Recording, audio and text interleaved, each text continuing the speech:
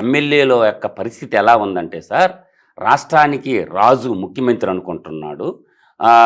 నియోజకవర్గానికి రాజు సామంతరాజు నేను. అందరు నా కనుసన్నల్లోనే పనిచేయాలా, అందరు అధికారులు కానీ పార్టీ నాయకులు కానీ మొత్తం ఇది నా రాజ్యం, సర్వం నేనే, సర్వాంతర్యాము నేనే, సకలం భోజ్యం నేనే అనేటటువంటి ఎమ్మెల్యేలు కోకొల్లలుగా ఉన్నారు. ఇచ్చలవిడితనానికి ఎమ్మెల్యేల్ని వదిలేశారు.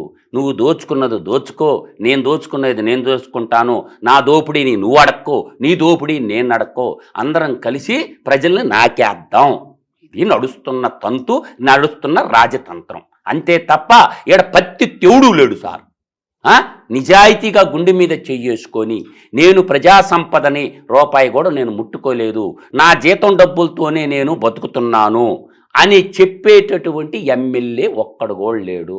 రాజకీయం అంటే ప్రజాసేవ కాదు, ధనార్జనే ధ్యేయంగా టాప్ టు బాటం తయారయ్యారు సార్.